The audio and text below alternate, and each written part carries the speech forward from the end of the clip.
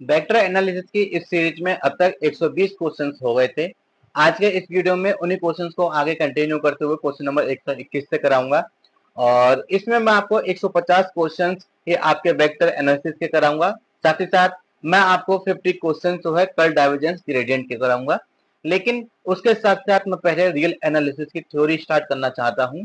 तो कल से या फिर मैं कहूं कल के बाद परसों से आपका जो है आपको वेक्टर एनालिसिस के साथ साथ रियल एनालिसिस के भी वीडियोस मिलना स्टार्ट हो जाएंगे। तो नमस्कार साथियों, मैं Surendra Kumar focus maths classes के ऑनलाइन लर्निंग प्लेटफॉर्म पर एक बार फिर से आप सभी का हार्दिक स्वागत करता हूं और आशा करता हूं आप सब लोग खुश होंगे, स्वस्थ होंगे और अपनी तैयारी अच्छे से कर रहे होंगे।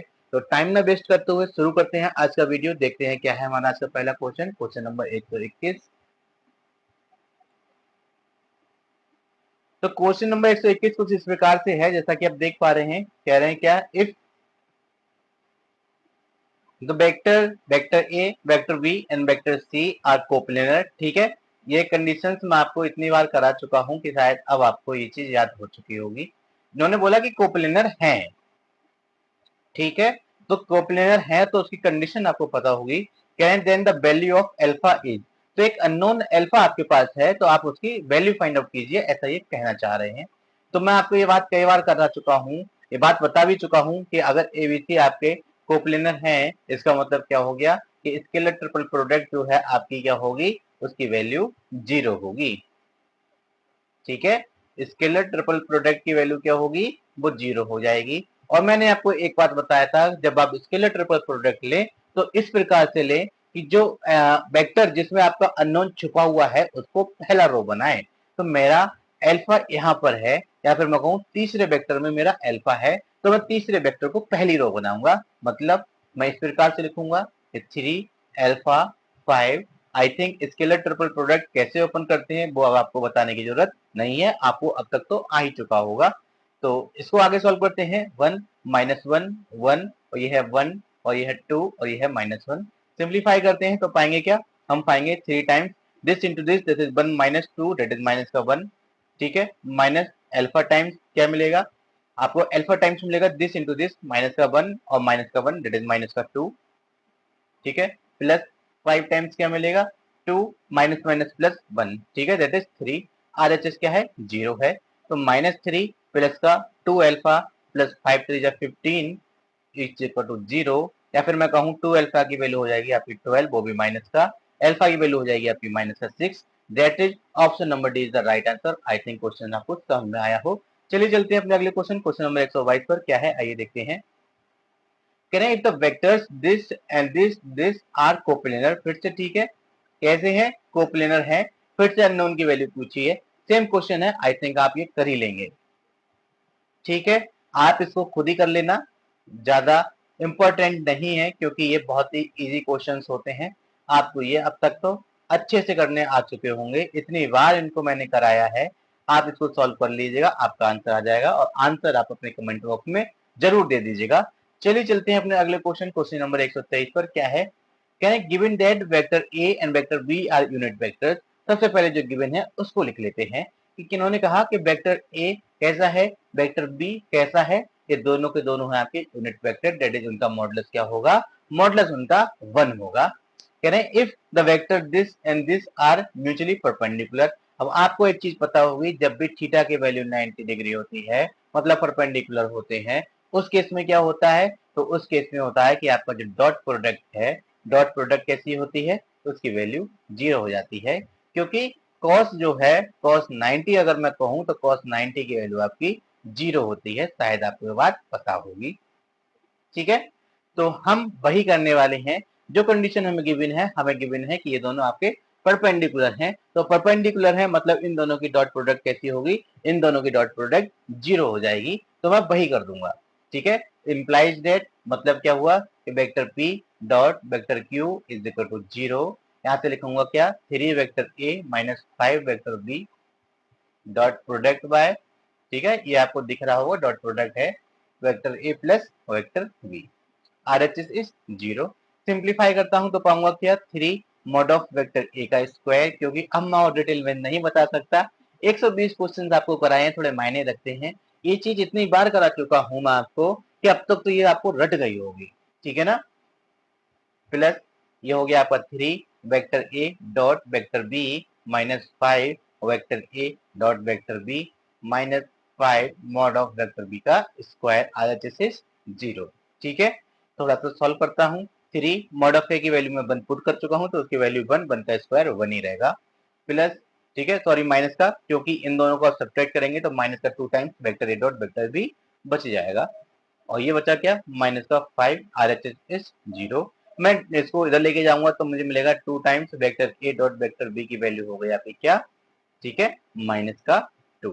इसके ये कैंसिल आउट, इसको मैं ओपन कर देता हूँ। ठीक है, इससे मैं इसको ओपन करता हूँ तो मैं पाऊंगा क्या, मॉड ऑफ वेक्टर ए और ये simple mod of vector b, अगर इनके बीच का angle cos theta, sorry theta है तो कॉस थीटा की वैल्यू हो जाएगी माइनस का 1, या फिर मैं कहूँ कि कॉस थीटा की जो वैल्यू होगी वो हो गई इक्वल टू -1, क्योंकि mod of A mod of b की वैल्यू ऑलरेडी 1 थी तो कितनी बार 1 पुट करके दिखाना होगा आपको। अब तक तो आपको ये सारी चीजें समझ में आने लगी होंगी। तो कॉस थीटा की वैल्यू अगर -1 हो जाती है, इसका मतलब क्या होता है कि थीटा जो है वो पाई रहा होगा, और थीटा की वैल्यू अगर पाई है इसका मतलब क्या हुआ, इसका मतलब ये हो गया कि वही वो कैसे होंगे, अपोजिट इन द डायरेक्शन। ठीक है ना, अपोजिट इन द डायरेक्शन कहने का मतलब क्या हुआ, समझाता हूं मैं। मैंने कहा कि अगर मेरा एक वेक्टर वेक्टर ए इस प्रकार से है, ठीक है, तो वेक्टर बी मेरा कुछ इस प्रकार से होगा। ठीक है, parallel but opposite in direction. ठीक है, अगर मैं इसको ओरिजिन कह देता हूं, जो भी एक मीटिंग पॉइंट है उसको कह देता हूं, ये हो गया मेरा वेक्टर ए, ये हो गया मेरा वेक्टर बी, और vector A and vector b के बीच का एंगल क्या है, वो है पाई। यही तो पाई होता है ना। तो कहते हैं दोनों opposite in the direction, that is option number b, vector A and vector b has opposite directions is the right answer. I think आपको क्वेश्चन समझ में आया हो। चलिए चलते हैं अगले क्वेश्चन, क्वेश्चन नंबर 124 पर। क्या है, can let a b c are three vectors such that a condition given है। जो गिवन है उसको लिख लेते हैं पहले। ठीक है, गिवन क्या है, गिवन है कि वेक्टर ए dot vector B plus vector सी plus vector B dot vector सी प्लस वेक्टर ए प्लस वेक्टर सी डॉट वेक्टर ए प्लस वेक्टर बी, और आरएचएस क्या है, आरएचएस है 0। Mod of A mod of B mod of C आपको अलग अलग given है, तो पहले मैं इसको सिंप्लीफाई कर लेता हूँ। मिलेगा क्या, मिलेगा vector A dot vector B plus vector A dot vector C plus vector B dot vector C plus vector B dot vector A plus vector C dot vector A plus vector C dot vector b is equal to 0। और आप जानते हैं कि dot product में left to right, right to left करने से कोई भी फर्क नहीं पड़ता है। तो ये सारे के सारे ऐड होकर क्या मिलेगा, आपको मिलेगा 2 times vector A dot vector B plus vector B dot vector C plus vector C dot vector a is equal to 0। या फिर मैं कहूँ यहाँ से कि vector A dot vector B plus vector B dot vector C plus vector C dot vector a की value हो गई 0। ठीक है, इतना तो आपको समझ में आ ही चुका होगा। अब मुझे जो फाइंड आउट करना है ना, मैं थोड़ा सा उसको अभी सॉल्व कर लेता हूँ। अब मैं अगर आपसे कहूँ, इसको अगर इक्वेशन 1 बोल देता हूँ मैं, हमें चाहिए mod of vector A plus vector B plus vector c. ठीक है, मैं फिलहाल इसका स्क्वायर निकालूंगा। क्यों निकालूंगा वो आपको कई बार मैंने बताया है। आई थिंक आप मेरी भावनाएं समझ चुके होंगे। ठीक है, plus 2 times vector A dot vector B plus vector B dot vector C plus vector C dot vector a, और इसकी वैल्यू तो जस्ट अभी अभी निकाली है, वो क्या है 0। तो mod of A mod of B mod of C, बस यही तो बचा है ना। इनकी वैल्यूज पुट करते हैं, मिलेगा क्या हमको, मिलेगा 1 प्लस 4 का स्क्वायर 16 प्लस 8 का स्क्वायर 64।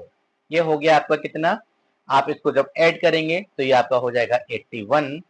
ठीक है, mod of vector A plus vector B plus vector C का होल स्क्वायर 81 है।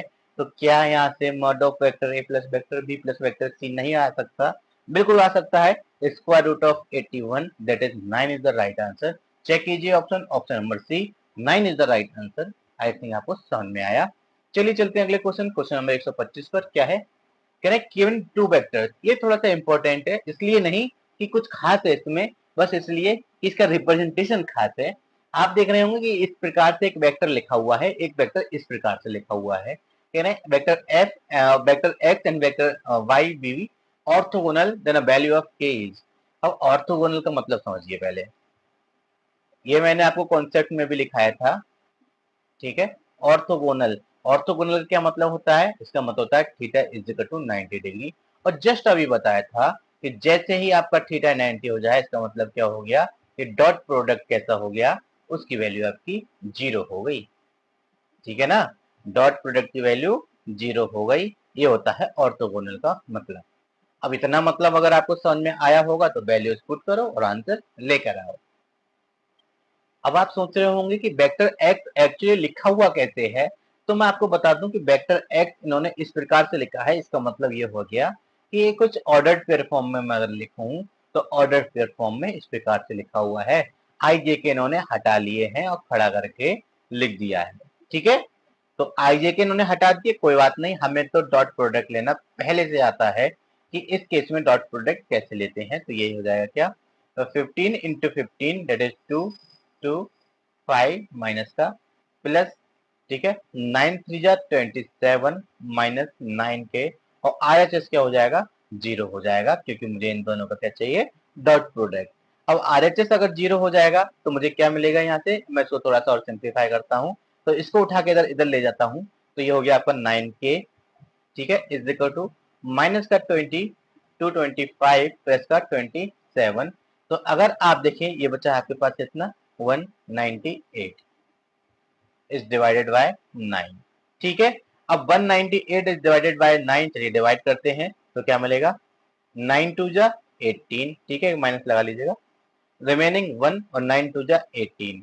के की वैल्यू आपसे पूछी थी, के की वैल्यू हो गई माइनस का 22, चेक कीजिए ऑप्शन, ऑप्शन नंबर आपका, ठीक है, ऑप्शन नंबर बी माइनस का 22 इज द राइट आंसर। चलिए चलते हैं अगले क्वेश्चन, क्वेश्चन नंबर 126 पर क्या है, to write the vectors vector x is equal to this in the linear combination form of alpha c1 plus beta c2 plus gamma c3 of the vector c1 इस प्रकार से है, c2 इस प्रकार से है, c3 आपका इस प्रकार से है। the value of alpha beta gamma are in the that order, ठीक है, एक ऑर्डर गिवन है, हमसे पूछ रहे हैं इसकी वैल्यू किस प्रकार से होगी, ठीक है। सॉल्व करने की कोशिश करते हैं, तो क्या मिलेगा, x आपको पता है, एक्चुअली क्या लिखा है इन्होंने कि x को लीनियर कॉम्बिनेशन की फॉर्म में लिखा हुआ है c1 c2 c3 की। तो मैंने आपको कोप्लेनर की जब मैंने लास्ट क्वेश्चन कराया था तब भी मैंने आपको बताया था अगर आपके वेक्टर्स कोप्लेनर हैं, इसका मतलब ये हो गया कि आपके वेक्टर्स लीनियर कॉम्बिनेशन की फॉर्म में लिखे हुए होंगे, या फिर एक वेक्टर दूसरे के लीनियर कॉम्बिनेशन की फॉर्म में लिखा हुआ रहता है, तब कहते हैं कि वो वेक्टर्स आपके कोप्लेनर होंगे, ठीक है ना। तो एक लीनियर कॉम्बिनेशन इन्होंने डायरेक्ट दे दिया कि भाई इसको लिखा है लीनियर कॉम्बिनेशन की फॉर्म में, डेट इज इन्होंने ये दिया है कि vector x is equal to alpha vector c1 plus beta vector c2 plus gamma vector c3, ये दिया हुआ है हमको, ठीक है। अब ये दिया हुआ है, चलिए इसको पुट कर लेते हैं। तो मैं आई जे के लिखूंगा नहीं, आप वो उसको खुद लिख लीजिएगा। मैंने पहले x लिखा is equal to alpha time c1 क्या है, 1 minus one plus beta times c2 क्या है, 1 comma 1 comma 0 plus gamma times 0 comma 0 comma 1, ठीक है। अब आई आई वाले एक साथ जोड़ लीजिए, जे जे वाले एक साथ जोड़ लीजिए, और के कैप वाले एक साथ जोड़ लीजिए, आपको मिलेगा क्या, आपको मिला alpha plus beta comma minus का अल्फा प्लस का बीटा कॉमा माइनस अल्फा, ठीक है, प्लस गामा, ये एडिशन करने पे आपको मिलता है। तो मैं आपसे कहूं कि भाई अब आपको 3 इक्वेशंस मिल गई, ठीक है ना, आपको 3 इक्वेशंस मिल गई, कैसे,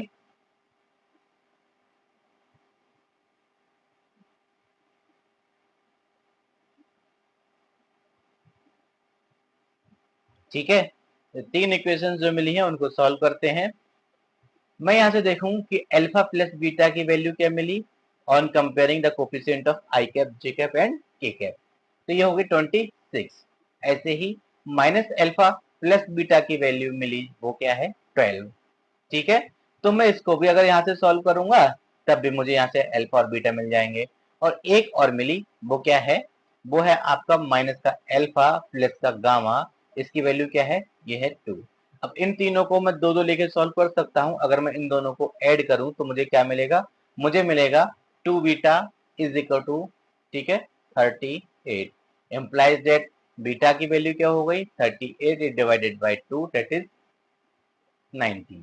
अब आप देखिए बीटा 19 किस किस में है, भाई किसी में नहीं है, ऑप्शन नंबर डी में है, ठीक है ना, ऑप्शन नंबर डी में है। तो मुझे ऑप्शन नंबर डी यहां से ही मिल जाता है, बाकी के निकालने की जरूरत भी नहीं है। तब भी अगर आप चाहें अपने सेटिस्फेक्शन के लिए कि आपको निकाल के देखने हैं तो प्लीज जरूर देखिए निकाल के, ठीक है। क्या आएंगे आइए देखते हैं। तो अगर इस बीटा की वैल्यू उठा के मैं यहाँ पर पुट कर दूं तो मुझे अल्फा क्या मिलेगा, alpha is equal to 26 minus 19 implies that ये हो गया आपका 7, ठीक है ना, आपका अल्फा भी आ गया 7। अब तो आप मान जाइए कि ऑप्शन नंबर डी जो है आपका सही आंसर होगा। अब तो मैंने दो मैच कर दिए ना, ठीक है। चलिए अभी भी नहीं मानते हैं तो मैं आपको तीसरा निकाल के दिखा देता हूं कि जैसे ही आपने अल्फा की वैल्यू निकाल के इसमें पुट की तो आपको मिला क्या, आपको gamma is equal to 2 plus alpha that is 2 plus 7 that is क्या 9। अब आप देखिए आपकी जो वैल्यूज हैं वो 799 है, 799। तो आई थिंक अब तो आपको क्लियर हो ही गया होगा। चलिए चलते हैं अगले क्वेश्चन, क्वेश्चन नंबर 127 पर क्या है आइए देखते हैं। कह रहे हैं if the vector this and this represent two sides of a triangle then what will the area of the triangle. बढ़िया क्वेश्चन है, ठीक है। कैसे, अगर आपको इसका फार्मूला याद होगा तब तो आप कर लेंगे, मैंने फार्मूला तो आपको अच्छे से बताए हुए हैं, ठीक है। अगर मैं कह देता हूं ओ, इसको ए, इसको बी, ये आपका वेक्टर ए है और ये आपका वेक्टर बी है। अज्यूम कर लीजिए जो भी है, ठीक है। तो एरिया ऑफ ट्राइंगल को मैं डेल्टा से रिप्रेजेंट करता हूं, ये बात तो आपको पता होगी, डेल्टा की वैल्यू इक्वल होती है 1/2 of modulus of o a cross o B.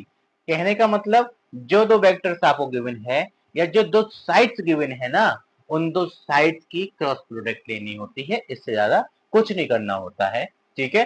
अब आप उसको चाहे ओ ए ओ बी करके लिख लो, ए बी बी सी करके लिख लो, ए बी एस सी करके लिख लो, आपकी मर्जी, जो नेम देना चाहते हो वो नेम दे लो। बस मतलब इस बात से रखो जो गिवन वेक्टर्स हैं आपको उसका क्रॉस प्रोडक्ट लेके मॉडुलस ले लो, उसके बाद उसको 2 से डिवाइड कर दो, बात खत्म हो जाती है, ठीक है। चलिए सॉल्व करते हैं। तो 1/2 एज इट इज, यहाँ पे आएगा क्या, आई कैप जे कैप के कैप, ठीक है। थोड़ी देर के लिए मैं यहाँ से 1/2 हटा के ए क्रॉस बी की वैल्यू फाइंड आउट करता हूँ, ठीक है।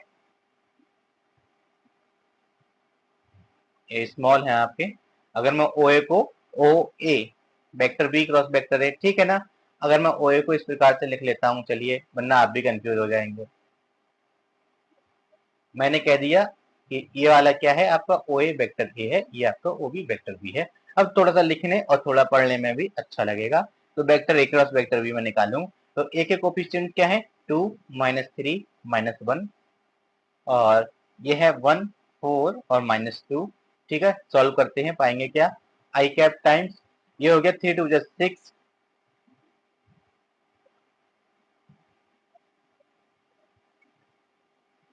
आई cap times 3 2 6 plus 4 that is 10, ठीक है, माइनस जे कैप टाइम्स 2 2 जा 4 माइनस का 4 प्लस का 1 दैट इज माइनस का 3 प्लस के कैप टाइम्स क्या मिलेगा, दिस इंटू दिस 4 2 जा 8, ठीक है ना, 4 2 जा 8 और प्लस का 3 दैट इज 11। सिंप्लीफाई करते हैं, 10 आई कैप प्लस का 3 जे कैप प्लस का 11 के कैप, ठीक है। एक्चुअली ये वैल्यू किसकी थी, ये वैल्यू तो vector a cross vector b की निकल के आई है। अगर मैं यहाँ पे वैल्यू पुट कर देता हूँ तो vector a cross vector b है ये, ठीक है ना। तो मुझे क्या करना है, मुझे तो इसका मॉडुलस लेना है, ठीक है, ले लेंगे।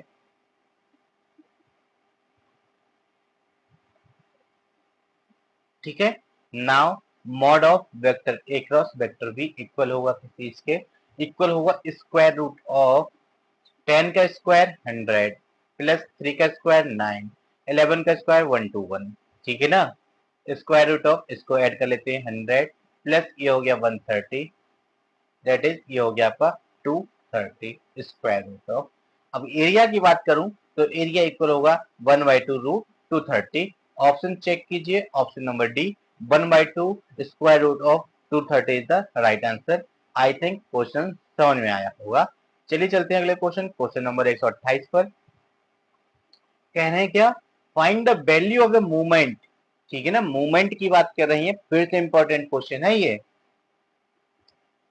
acted by the force F and minus F at the point of this and this respectively।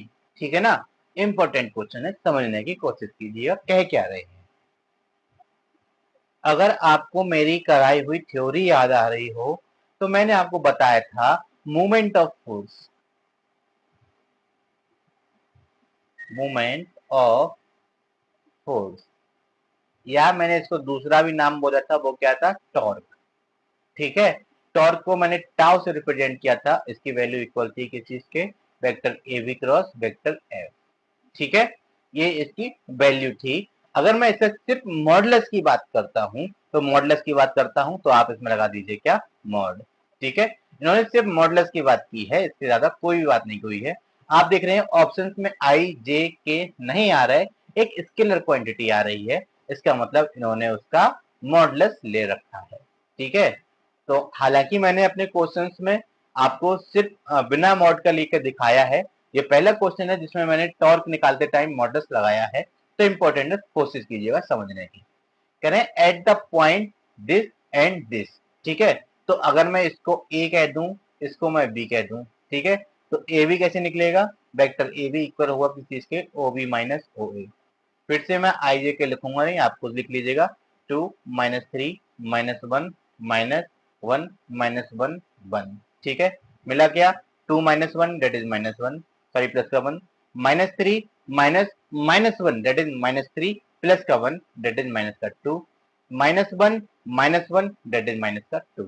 ठीक है, अब मैं यहाँ से अगर a b vector A B cross vector f निकालू तो किसके इक्वल हो जाएगा, इक्वल होगा किस चीज के, आई कैप जे कैप।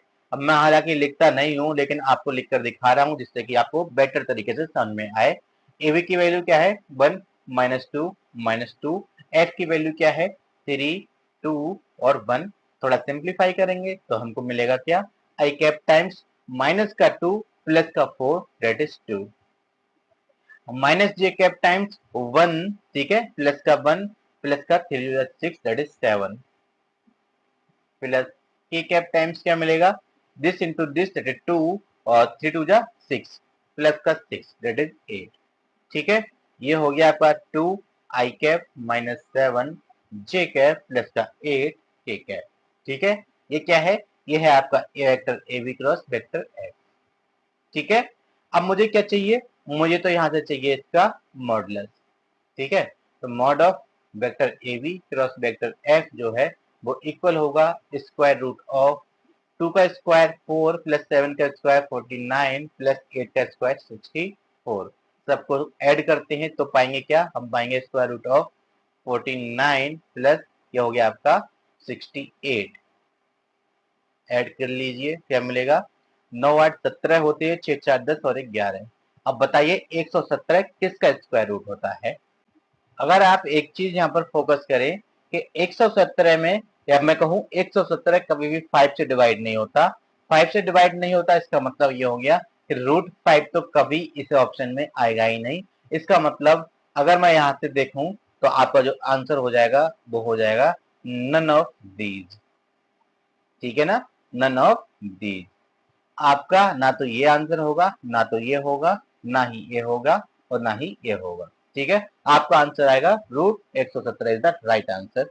चलिए चलते हैं अगले क्वेश्चन नंबर 129 पर। क्या है, can the vector a and vector b are such that mod of a plus b is equal to mod of a minus b, then the angle between two vectors will be।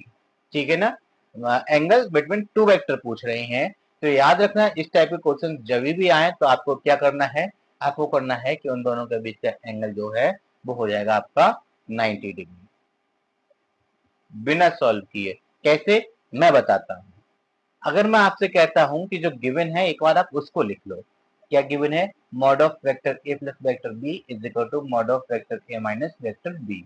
ठीक है, अगर मैं दोनों तरफ square लगाता हूं तो क्या कुछ गलत हो जाएगा, बिल्कुल नहीं, क्योंकि कर तो मैं दोनों तरफ ही रहा हूं ना, ऐसा थोड़ी नहीं है कि एक तरफ कर रहा हूं। तो इसको ओपन करूं तो मिलेगा क्या, मॉड ऑफ वेक्टर ए का square plus mod of vector B का स्क्वायर प्लस 2 टाइम्स वेक्टर ए डॉट वेक्टर बी, ठीक है ये डॉट है। आरएचएस क्या होगा, मॉड ऑफ वेक्टर ए का square plus mod of vector B का स्क्वायर माइनस 2 टाइम्स वेक्टर ए डॉट वेक्टर बी। इससे ये स्क्वायर लगा हुआ था, ठीक है ना, इससे ये दोनों कैंसिल आउट, बचा क्या, 4 times vector A dot vector b is equal to 0, या फिर मैं कहूँ कि vector A dot vector b is equal to 0, या फिर मैं कहूँ mod of vector a mod of vector b cos theta, अगर ए और बी के बीच का एंगल थीटा है तो आरएचएस क्या हो जाएगा 0, या फिर मैं कहूँ cos theta is equal to 0, या फिर मैं कहूँ थीटा की वैल्यू 90 डिग्री है, तो क्या मैं गलत हूँ, बिल्कुल नहीं। तो एक्चुअली मैं आपको यही तो समझा रहा था, मुझे दिख रहा है ए के कोफिशिएंट ए स्क्वायर और बी स्क्वायर कैंसिल हो जाएंगे, ए प्लस बी और ए माइनस बी का होल स्क्वायर में अंतर इतना ही तो रहता है क्या, कि 2 टाइम्स वाले जो टर्म है प्लस वाले में प्लस का आता है, माइनस वाले में माइनस का आता है, बाकी तो सेम होते हैं, सेम है और इक्वल है, तो ऑब्वियस सी बात है कैंसिल आउट होंगे। दिमाग लगाइए ना, ओरली आपकी कैलकुलेशन माइंड में हो जानी चाहिए, तभी मैंने बोला इसका आंसर जो है π/2 आएगा, 90 डिग्री आएगा। आई थिंक आपको बात समझ में आई हो। चलिए चलते हैं अगले क्वेश्चन नंबर 130 पर, क्या है, in the vector this are coplanar, then the value of is, अभी मिसिंग है यहाँ पर, लैम्डा लिखना भूल गए होंगे, वैल्यू ऑफ लैम्डा पूछ रहे हैं, ठीक है। तो फिर से वही आपको क्या करना है, scalar triple product of 3 vectors जो होते हैं उनकी स्केलर ट्रिपल प्रोडक्ट 0 कर देनी है। इसका मतलब जिसमें लैम्डा है, ठीक है, अब लैम्डा तो तीनों में है, ये क्वेश्चन मैंने आपको पहले भी कराया है, तो आप इसको बारी बारी लिखिए, लैम्डा 1 2, इसमें कोई ट्रिक काम नहीं आएगी, क्योंकि लैम्डा जो है तीनों के तीनों वेक्टर्स में पहले से है, तो 1 लैम्डा माइनस 1, ये है 2 माइनस 1 लैम्डा, ठीक है। थोड़ा सिंप्लीफाई करते हैं, देखते हैं क्या मिलता है, लैम्डा टाइम्स ये हो गया आपका लैम्डा स्क्वायर माइनस 1, क्योंकि माइनस माइनस प्लस और एक माइनस पहले से आएगा, लैम्डा माइनस माइनस प्लस का 2 टाइम्स, ठीक है, और माइनस का 1 माइनस का 2 लैम्डा। थोड़ा सिंप्लीफाई करते हैं, मिलेगा क्या, यहाँ से मिलेगा lambda cube minus lambda minus का 2 और माइनस का क्या हो जाएगा, 2 2 जा 4, lambda is equal to 0, lambda cube, ठीक है, सारे लैम्डा मैं यूज करता हूँ, -4 -5 -6 माइनस का 6 लैम्डा माइनस का 4 इज इक्वल टू 0, ठीक है। अभी आपको क्यूबिक इक्वेशन मिला कि lambda cube -6 lambda -4 is equal to 0। अब लैम्डा की वैल्यूज उठा के देख लेंगे कौन सा इसमें पुट करने पे फिट हो जा रही है।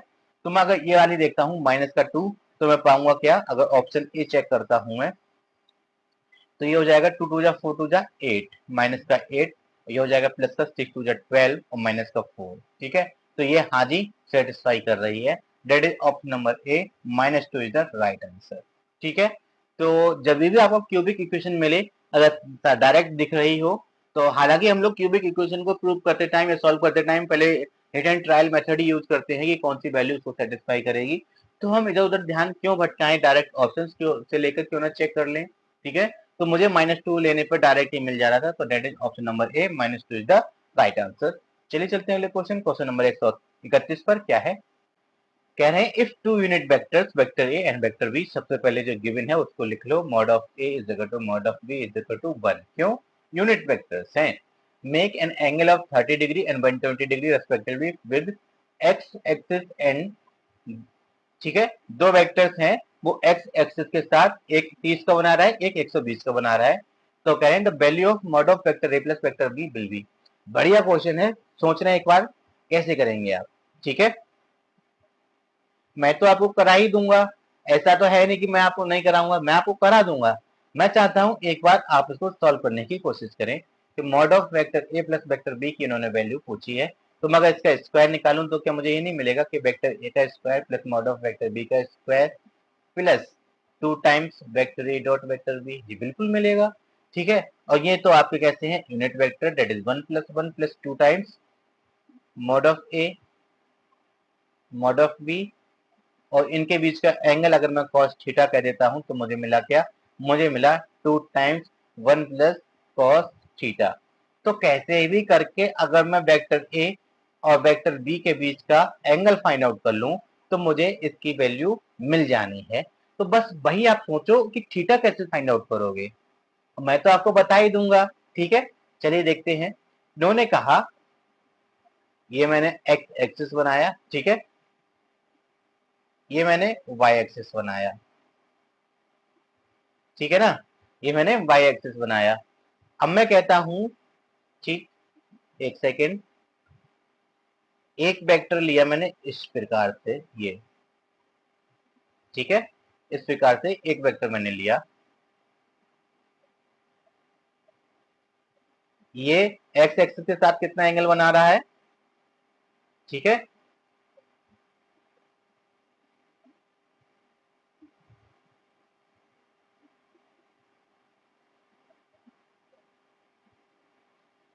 ये जो है एक्स एक्सिस के साथ मैंने बोला 30 डिग्री का कोण बना रहा था, ठीक है।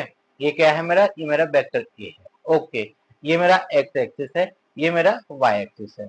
अब इन्होंने कहा कि मेरे पास एक वेक्टर और है, वो मेरा एक्स एक्सिस के साथ 120 एंगल बना रहा है, ठीक है, 120 बना रहा है, ठीक है, बना देते हैं, ठीक है, ये है। ये पूरा एंगल कितने का है, ये पूरा एंगल है आपका 120 डिग्री, ठीक। ये क्या है, ये है आपका वेक्टर बी। अब मैं आपसे एक बात पूछना चाहता हूं, मोटा मोटी बात सुनिएगा, कि भाई आपका वेक्टर ए एक्स एक्सिस के साथ 30 एंगल बना रहा था, ओके, वेक्टर बी 120 बना रहा है, तो मैं आपसे पूछूं कि ए और बी के बीच का एंगल कितना होगा, तो आप कहेंगे कि भाई ए और बी के बीच का एंगल ये वाला होगा, और ये वाला होगा, तो ये कितना होगा, एक्चुअली 120 टोटल है, उसमें से अगर मैं 30 सब्ट्रैक्ट कर दूं तो क्या मुझे ये वाला नहीं मिलेगा, बिल्कुल मिलेगा, डेट इज ये मिल जाएगा मुझे कितना, 90 डिग्री, ठीक है।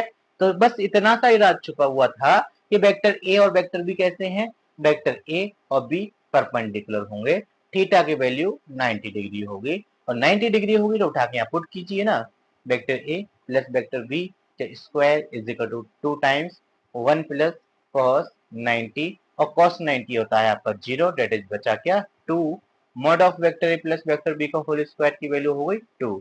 हमसे तो पूछा था mod of vector A plus vector b, तो इसकी वैल्यू हो जानी है √2, ठीक है ना। आई थिंक आपको बात समझ में आई होगी। चलिए चलते हैं अगले क्वेश्चन, क्वेश्चन नंबर 132 पर क्या है, कह रहे if the vector this and this are collinear then the value of, ठीक है, डेड डैश लिखा हुआ है, हालांकि इन्होंने लैम्डा की वैल्यू पूछी है, ठीक है, ये आपका क्या है, ये एक्चुअली आपका लैम्डा है, ठीक है, ये लैम्डा है, लैम्डा की वैल्यू पूछी है। आप इसका आंसर कमेंट बॉक्स में देंगे, 132 का आंसर क्या होगा, मैं वहां पर आपको रिप्लाई दूंगा इसका सही आंसर क्या होगा, क्योंकि कोलिनियर कोप्लिनियर कराते हुए मुझे बहुत समय हो चुका है। अब आई थिंक ये क्वेश्चन आपको करने की बारी है। चलिए चलते हैं क्वेश्चन नंबर 133 पर, क्या है, कहना work done by the force this on an object moving with respect to the vector this, ठीक है। तो वर्क डन का आपको फॉर्मूला पता होना चाहिए, मैंने आपको बताया था वर्क डन को डब्ल्यू से रिप्रेजेंट करते हैं, इसकी वैल्यू इक्वल होती है vector F dot vector D, ठीक है। तो एफ की वैल्यू क्या है 2 -1 डॉट लगाइए, डी क्या है, एक्चुअली मूविंग ये पूछे ना with respect to vector this, इन्होंने मूव किया तो जितना भी इन्होंने डिस्प्लेसमेंट यूज किया उसको वेक्टर फॉर्म में लिख दिया, एक वेक्टर बना दिया वेक्टर ए, ठीक है। तो इसको उठा के यहाँ पुट कर दीजिए 3, 2, -5, ठीक है, सिंप्लीफाई करते हैं, 3 2 जा 6 -2 2 जा 2 1 जा 2, और माइनस माइनस प्लस का 5, ठीक है, ये हो गया आपका 9 यूनिट, ठीक है, 6 5 11 माइनस तो 9, option number D is the right answer. कितना छोटा सा क्वेश्चन था। चलिए चलते हैं अगले क्वेश्चन, क्वेश्चन नंबर 134 पर, क्या है, कहना movement produce by the force this acting about the point this and at the point this is, ठीक है, फिर से बढ़िया क्वेश्चन आया, कैसे, मूवमेंट आपको पता है, मूवमेंट ऑफ फोर्स को मैंने क्या बोला है, मूवमेंट ऑफ फोर्स को बोला है टॉर्क, और इसको रिप्रेजेंट किया है टाउ से, टाउ की वैल्यू होती है vector A B cross vector f. अभी मैंने पीछे सिर्फ इतना सा ही लिखाया था, इसमें जो मेन चीजें हैं वो मैंने आपको कब लिखाई थी, जब मैंने आपको इसकी थ्योरी कराई थी, तब मैंने आपको डीपली इसमें बताया था कि किसमें किसका क्या मतलब रहता है, ठीक है, ये वेक्टर क्वांटिटी होती है। इसमें इंपॉर्टेंट ये होता है कि ए पॉइंट जो है उसको कहते हैं अबाउट वाला पॉइंट, ठीक है, बी क्या होता है, बी जो होता है अदर, जो बचा, या फिर मैं कहूँ पासिंग थ्रू, कभी कभार पासिंग थ्रू लिखा हुआ आता है। अब वो ना लिख के आए तो मैं कहूंगा यहाँ पे जो बचाव है वो वाला, ठीक है, बचा हुआ वेक्टर आपने ले लेना है। ठीक, अब मैं क्या करूंगा, सबसे पहले मैं ए बी निकालना चाहूंगा। ए बी इक्वल होगा किस चीज के, ओ बी माइनस ओ ए। ठीक है, अब ओ ए क्या था, मैंने आपको बताया था अबाउट। अबाउट वाला पॉइंट कौन सा है, अबाउट द पॉइंट, ये वाला अबाउट है। तो ये हो गया आपका ओ ए, ये हो जाएगा आपका ओ बी। ठीक है, तो मैं इसको इसमें पुट करता हूं, फिर से वही आई जे के आप लिखिएगा, मैं ऐसे ही लिख लेता हूं। ठीक है, सिंप्लीफाई कीजिए, ये हो जाएगा 1 माइनस माइनस का 2 that is 3, 1 minus 3 that is minus का 2, 1 माइनस 1 दैट इज 0। ठीक है, तो अगर मैं यहाँ से ए बी क्रॉस एफ की वैल्यू निकालूं तो मिलेगी मुझे आई कैप जे कैप के कैप टाइम्स, ठीक है, ए बी का क्या है 3 माइनस 2 0, और एफ क्या है, एफ आपका ये रहा 1 2 3, 1 2 3। ठीक है, सिंप्लीफाई करते हैं, क्या मिलेगा आइए देखते हैं। आई कैप टाइम्स मिलेगा माइनस का ये जाएगा 3 टू द 6, ठीक है, और माइनस जे कैप टाइम्स क्या मिलेगा 3 3 जा 9, ठीक है, प्लस के कैप टाइम्स आपको क्या मिलेगा, के कैप टाइम्स मिलेगा 3 टू द 6 प्लस का 2 डेट इज 8। ठीक है, अगर मैं यहाँ से थोड़ा सा कॉमन ले लूं, कितना, अगर मैं यहाँ से माइनस का, ठीक है, कोई भी कॉमन नहीं आ रहा है क्योंकि यहाँ पर 9 है, अदरवाइज में आंसर आ जाता, तो मैं लिख सकता हूँ माइनस का 6 आई कैप माइनस का 9 जे कैप 8 के कैप। कोई ऑप्शन है, बिल्कुल नहीं, option number D is the right answer, none of these. ठीक है, क्वेश्चन आपको समझ में आया होगा, ऐसी मैं आपसे उम्मीद कर सकता हूँ। टीजीटी 2011 में कई सारे क्वेश्चन गलत आए हुए हैं, एक क्वेश्चन तो ये गलत आया हुआ था, एक क्वेश्चन इससे पहले मैंने आपको कराया था कि आपके 117 स्क्वायर रूट ऑफ 117 आ रहा था, 117 में 5 कभी भी नहीं आता, तो उसमें रूट 5 कभी नहीं आ सकता। एक क्वेश्चन वो गलत था, एक क्वेश्चन ये गलत है, इन्होंने ऑप्शन बी लिया हुआ है और ऑप्शन बी आपका किसी भी हाल में आंसर सही नहीं आएगा। ठीक है, इसका सही answer -6 i cap -9 j cap plus का 8 के कैप है, none of this is the right answer. चलिए चलते हैं अगले क्वेश्चन, क्वेश्चन नंबर 135, आज का आखिरी क्वेश्चन क्या है, कहना position vector of the point at which the plane, एक प्लेन ये है, मीट द लाइन दिस।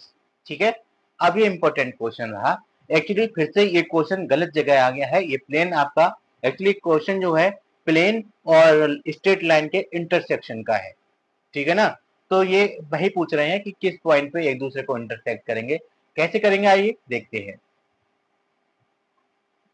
अब इस क्वेश्चन को समझने के लिए आपको दो चीजें समझनी पड़ेंगी कि एक लाइन का फॉर्मेशन कैसे होता है, ठीक है ना, एक लाइन का फॉर्मेशन कैसे होता है वो आपको समझना पड़ेगा। ठीक है,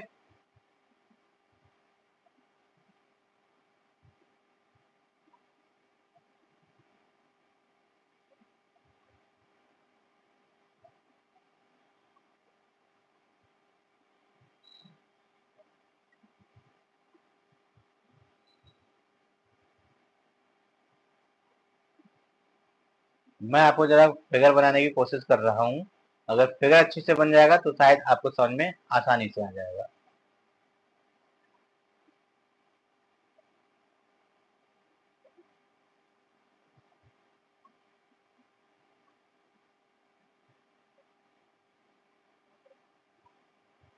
एक ये बुक होती है ना, आप अपनी बुक को उठा के देख लीजिएगा। ठीक है, काम हो गया। अब मैं आपसे कहता हूं कि मेरा ये वाला जो प्लेन है, ये वाला प्लेन क्या है, ये मेरा P1 है और हमारा प्लेन P2 है। तो मैंने ये दो प्लेन थे, एक प्लेन ये आ रहा था और एक प्लेन ये है, ये इस तरह से एक दूसरे से इंटरसेक्ट किए तो आपको ये सामने वाला जो हिस्सा दिखेगा क्या, ये हिस्सा दिखेगा आपको एक स्ट्रेट लाइन। ठीक है, कहने का मतलब ये होता है कि आपके दो प्लेन के इंटरसेक्शन से एक स्ट्रेट लाइन का फॉर्मेशन होता है, जैसा कि मैंने आपको दिखाया कि आपका एक प्लेन ये था, एक प्लेन ये था, जब मैंने इन दोनों को मीट कराया ऐसे करके तो ये वाला जो पोर्शन था ये एक्चुअली एक स्ट्रेट लाइन के जैसे बिहेव करेगा। कहने का मतलब क्या हुआ कि जो स्ट्रेट लाइन ये है, और एक चीज और मैं बता दूं, प्लेन में एक होता है आपका नॉर्मल वेक्टर, ठीक है, प्लेन में होता है एक नॉर्मल वेक्टर, तो आप चाहे इधर दिखा दो और आप चाहे इधर दिखा दो। कुल मिला के कहने की बात यह है कि आपकी जो स्ट्रेट लाइन ये है और ये प्लेन का नॉर्मल वेक्टर जो है वो दोनों एक दूसरे के परपेंडिकुलर होते हैं। ठीक है, अब परपेंडिकुलर हैं तो इसकी वैल्यू उठा के आप इसमें पुट कर दीजिए और डॉट प्रोडक्ट ले लीजिए। कहने का मतलब कि आप एक काम ये कीजिए कि T times 2i cap plus 3j cap plus k cap का डॉट प्रोडक्ट ले लीजिए, या फिर मैं कहूँ इसको उठा के आप यहाँ रख लीजिए विद डॉट प्रोडक्ट। ठीक है, i cap minus j cap minus k cap और RHS क्या हो गया 2। ठीक है, RHS हो गया 2। सिंपल यही बात है। जैसे आपने देखा होगा कि हमको किसी भी चीज का पॉइंट ऑफ इंटरसेक्शन चाहिए था तो आप एक कर्व को उठा के दूसरे कर्व में पुट कर दिया करते थे। शायद आपको थोड़ा थोड़ा सा याद आए, मैं आपको समझाने की कोशिश करता हूँ कि y square is equal to 4ax था and x square is equal to 4ay था।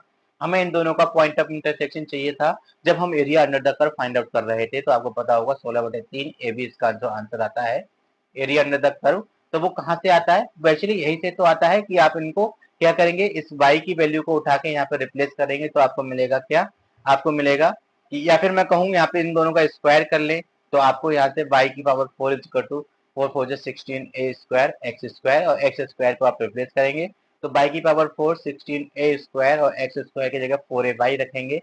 यहाँ से y कॉमन ले लीजिएगा तो आपको मिलेगा क्या कि y क्यूब माइनस 4 का स्क्वायर 4 का क्यूब a का क्यूब। ठीक है, तो आपने क्या किया, एक कर्व को उठा के दूसरे कर्व में पुट कर दिया तो उससे आपको पॉइंट ऑफ इंटरसेक्शन मिल गया। तो यहाँ पर भी मैंने वही किया, एक कर्व मतलब एक आपका स्ट्रेट लाइन गिवन है, एक आपका प्लेन गिवन है। तो ये कहिए कि आपने प्लेन का इक्वेशन स्ट्रेट लाइन में पुट कर दिया या स्ट्रेट लाइन का इक्वेशन उठा के प्लेन में पुट कर दिया, दोनों का पॉइंट ऑफ इंटरसेक्शन ही तो हमको निकालना है। ठीक है, आई थिंक बात समझ में आई होगी। तो वहां से हमको टी मिल जाएगी। तो मैं टी एज इट इज रखता हूँ, ये हो जाएगा आपका क्या 2, ये हो गया माइनस का 3, ये हो गया माइनस का 1, RHS तो 2 चल ही रहा है। टी ये हो गया क्या माइनस का 4 प्लस का 2 माइनस का 2, RHS हो गया 2। दोनों को सिंप्लीफाई करते हैं, टी की वैल्यू हो गई माइनस का 1। इस माइनस 1 को उठा के आप यहाँ पे पुट कर दीजिए तो आपको रिक्वायर्ड आंसर मिल जाएगा क्या, आपको मिल जाएगा minus times 2i cap plus का 3j कैप प्लस का k cap. Option number B is the right answer. I think question आपको समझ में आया होगा। ये जो कॉन्सेप्ट है, ये कॉन्सेप्ट जब मैं आपका दो प्लेन इंटरसेक्ट करेंगे तो उसके फॉर्मेशन से कौन सा कर्व बनता है, जब मैं आपको 3D कराऊंगा तब ये आपको वापस से रिपीट करूंगा। और आई थिंक अब आपने ये चीज यहाँ पर देख ली कि दो प्लेन के इंटरसेक्शन से एक लाइन का फॉर्मेशन होता है। वहीं जब मैं आपको स्ट्रेट लाइन का इक्वेशन इन 3D लिखाऊंगा तब भी मैं आपको यही बात बताऊंगा कि मेरे पास अगर दो प्लेन्स है, उन दो प्लेन्स का मैं इंटरसेक्शन निकाल रहा हूँ तो वहां से मुझे मिलेगा straight line. That is straight line का जो इक्वेशन होगा वो कुछ इस प्रकार से होगा कि P1 plus lambda times P2 is equal to 0। ये आपकी स्ट्रेट लाइन हो जाएगी जब मैं आपको 3D कराऊंगा तब। आई थिंक आपको बात समझ में आई हो। अगर आपको मेरा वीडियो अच्छा लगा हो तो वीडियो को लाइक और शेयर जरूर कर दीजिएगा। साथ ही साथ जो क्वेश्चंस रह गए हैं बीच में मैंने आपको दिए हैं करने के लिए, उनके आंसर्स आप अपने कमेंट बॉक्स में जरूर लिखिएगा। क्योंकि मेरी जिम्मेदारी जितनी है आपको क्वेश्चंस कराने की, तो कहीं ना कहीं आपकी जिम्मेदारी भी उतनी ही बन जाती है कि आप मेरा साथ दें। ठीक है, तो आज की वीडियो में बस इतना ही। अगले वीडियो में फिर मिलते हैं, तब तक के लिए thank you, thanks for watching, thanks a lot.